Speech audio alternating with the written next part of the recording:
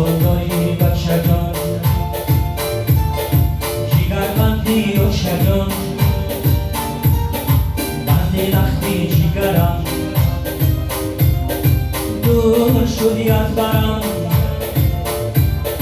چی گویم خدای جان همین بود از تن میروان باور بیکن روشه جان خودم موندم ایران ببخش مرا روشه جان روشه جانی جانی جان روشنم فرمان سخت شدم پشیمان ای هموطنان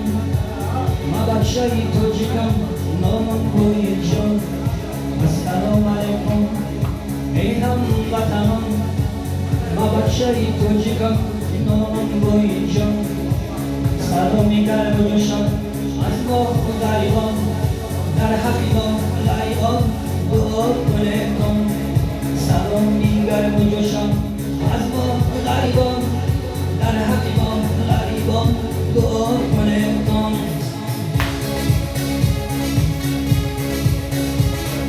ما غریبان تشنه‌ای دیداری وطن تشنه‌ای تماشای دشت و کوه و دمن آرزوی سیر و گشت در باغ‌ها و چمن بار گشتم و میری مادر و زن و فرزند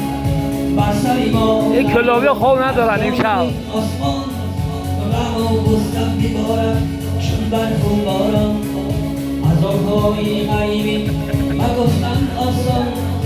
غصه‌های غریبی ندارد پایان هرگز هوسی غریبی را مخور نمی‌دادم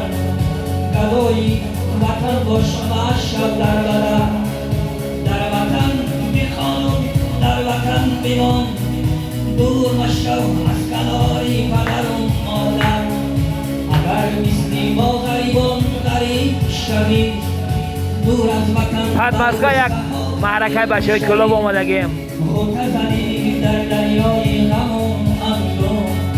غریب و فقیر و بیمار و بکبیر شوید السلام علیکم ای هموطنان و بچه تاجیکان نامم گویشان سلامی گرم و جوشان از ما غریبان در حق ما غریبان دعا کنم سلامی گرم و جوشان از ما غریبان